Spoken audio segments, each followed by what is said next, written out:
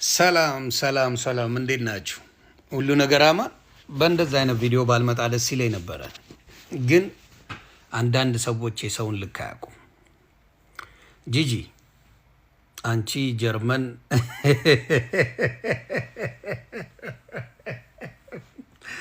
ከነ ልጅሽ ከነ ልጅ ልጆችሽ ቲክታክ መጠሽ ትለምኛለሽ። ሰው እንደዚህ አይነት የተባረኩ ሰዎች ደግሞ እንደነ ወርቁ አይተነው ያሉ መልካም ልብ ያላቸው ሀገርን መርዳት ወገንን መርዳት የሚወዱ ሰዎች ሲረዱ ደግሞ እየዘረፉ ነው፣ በአውሮፕላን ገንዘብ ጭነው እየወጡ ነው ተብሎ ይባላል። የሚደንቅ ነው። በመጀመሪያ ደረጃ ስለ እሱ ልሂድና ወደ እሱ አመልሳለሁ። እውነት ለመናገር ቼክ ማድረግ ይችላሉ። ኢትዮጵያ ላይ እነ ወርቁ አይተነው በዛ ጊዜ ባለሀብቶች ኢትዮጵያ ባለሀብቶች ሀብታቸው እየጨመረ የሚሄድበትን ትልቁን ነገር ልንገራችሁ። ገንዘብ በሚበደሩበት ሰዓት የዛሬ 6 ዓመት 5 ዓመት ምናምን ዶላር 24 ብር ነበር፣ 25 ብር ነበር። በዛ ሰዓት ተበድረ አሁን ዶላር 180 ብር ከሆነ 200 ብር ከሆነ ገስዋት ባለሀብቶቹ በጣም ባለሀብት እየሆኑ ነው የሚሄዱት። እጅግ የሚገርም ሀብትና ንብረት እያፈሩ ነው የሚሄዱት። ስለዚህ ከመንግስት የሚበደሩት ነገር ኢምንት ነው የሚሆነው፣ ባዶ ነው የሚሆነው። ስለዚህ መንግስት ተበደረ የሚባለው ወርቁ አይተነው እውነት ለመናገር 25% አይሞላም ካለው ሀብት ኢትዮጵያ ላይ ካለው ሀብት ማለት ነው፣ የውጭው ምናምን ሳይነካ እና ይሄ ሰው ምንድን ነው ያደረገው? ሰሞኑን ስለ ረሃብ ጉዳይ ተነሳ። ከዛ በኋላ እናሰባሰብ ሲባል ምንድን ነው የተደረገው? በኢትዮጵያዊ ምንም ፖለቲካ ውስጥ በሌለ ልጅ በህፃን በሆነ ልጅ ታኩር በሚባል ወንድማችን እናሰባሰብ ደብረ ብርሃን ላይ ችግር አለ ሲባል ወርቁ አይተነው ፋውንዴሽን ከሚባለው 15 ሚሊዮን ብር እርዳታ እናደርጋለን፣ አንተንም በርታ፣ መኪናም ቢኖር ጥሩ ነው፣ ወጣቱን ያበረታታል፣ ጠንክሮ ለሚሰራ ሰው ይህን እናደርጋለን ብሎ ያንን ነገር አደረገ። በዚህ ነገር ወጣ የተቆራርጠ የመጣችው ጂጂ የአማራ ጠላት፣ ሁልጊዜም የአማራ ጠላት የነበረች አማራ ሲሞት ሻምፓኝ የምትከፍት ሴት የነበረች በምታውቁት ደረጃ ልጆቿን ራሱ ሶሻል ሚዲያ ላይ እያወጣች ከልጅ እስከ ልጅ አይቀራት፣ እናት አትቀራት፣ አባቷን አይቀር ሙልጭ አድርጋ የምትሰድብ የነበረች ሴት አሁን መጣ ደግሞ ወርቁ አይተነው እንደዚህ ያርጓል። ገንዘብ ዘርፎ ነው ከኢትዮጵያ ወጣው፣ በብድር ተበድሮ አንድም ብር መክፈል ሳይችል ምናምን። ልንገርሽ አይደለ ፈጣሪ ምስክሬ ነው የምልሽ፣ ዘመድ አዝማድሽን አይደለም ሙሉ ኢትዮጵያ ማስተዳደር የሚችል አቅም ያለው ሰው ነው።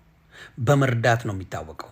ኢትዮጵያ ችግር ላይ በነበረችበት ጊዜ ህወሓት ልታጠፋት ስትል 200 ሚሊዮን ብር አውጥቶ ለኢትዮጵያ ሰራዊት ሰጥቶ አግዞ ከጎን ሆኖ ህወሓት እሱን ልታጠፋ ብላ የጠፋችው ግን ህወሓት ናት። የሀገር ባለውለታ ስንት ሚሊሻ ሊሸከም ኒሻን ሊሸለም የሚሰጠው ሰው ሲሆን ኒሻን የሚገባው ሲሆን እንደሱ ግን ከሰው ሀገር ላይ እየተንከራተተ የሚኖር የለም።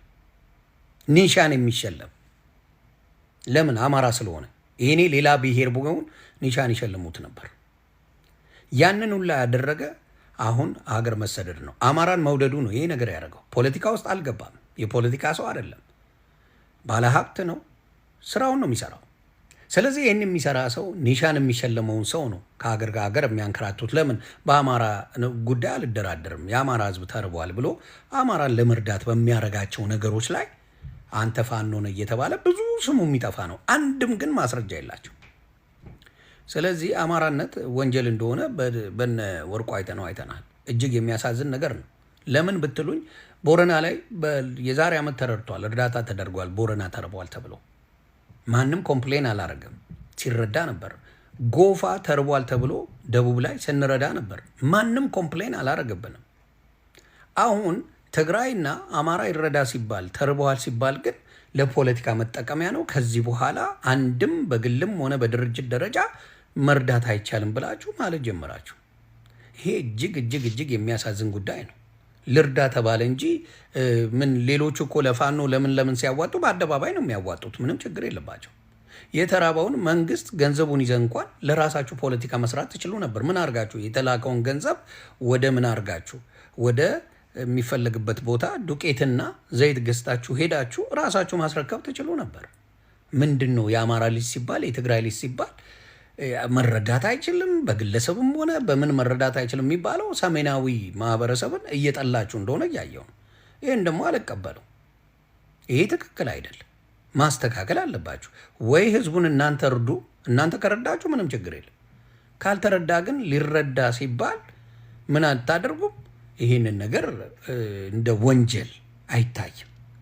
ስለዚህ አሁን የምናገራለሁ ወርቁ አይተነው ኢትዮጵያን ሲያግዝ ለኢትዮጵያ ብዙ ሲያደርግ የነበረ የሀብት ቁንጮ የነበረ ሰው ነው። አሁንም ነው ማውራችሁ። ኢትዮጵያዊ ላይ የሆነ ችግር አለ ሲባል ደንግጦ የሚመጣ ሰው ነው። ስለዚህ እንደዚህ አይነቱን እንደ ጂጂክያ ያለ ከልጅሽ ጋር ነው ጌም የምትጫወችው አይደል? ነገ ከልጅ ልጆችሽ ጋር የምትጫወች ነሽ። ሰውነትሽ ለራስሽ ሳይመችሽ ተቆራርጠሽ የመጣሽ ሰው ነሽ። እንዳንቺ አይነቱ የአማራው አባት የሆነን ሰው መጥተሽ እናገራለሁ ስትይ ዝም አንልም። በምንም መልኩ ብንሆን ዝም አንልም። ምን ሲያደርግ አይተሽዋል? የማን የተዘረፈ ብር አለ? መንግስት ዶክመንት ያውጣ፣ ፊት ለፊት ያውጣና መንግስት ይጠይቅ ስለዚህ ሰው። አንድ ነገር ያ መንግስት ስለዚህ ሰው ስለ ወርቁ አይተነው የተባለ የለም። ስለዚህ እኔ የማስታውሰው ለወርቁ አይተነው ክብር መስጠት የጀመርኩት ልዘግብሽ፣ መሀይም ስለሆንሽ እውቀት ስለሌለሽ። መቼ እንደሆነ ልንገርሽ። የኮሮና ጊዜ ወርቁ አይተነው ኢትዮጵያ ላይ ችግር ሊፈጠር ይችላል ብሎ የመጀመሪያው ፎቆቹን መኪናዎቹን በሙሉ አስረክቦ ኢትዮጵያ ይሄ በሽታ እስኪወጣ ድረስ አልፈልግም በነፃ ተጠቀሙበት ያለ ሰው ነው። አንድ ሌላ ባለ ሀብት አትጠሪም። አንድ ሌላ ባለ ሀብት እስቲ የኦሮሞ ባለ ሀብቶች ለኦሮሞ እንትን ማነው ስሙ ቦረና ሲራብ የሰጡ በሚሊየን ባለ ሀብቶችን ጥሪልኝ። የደቡብ ባለ ሀብቶች አምጡ እስቲ በሚሊዮኖች የሰጡ ጎፋ ላይ አምጡ። ወፍ የለም።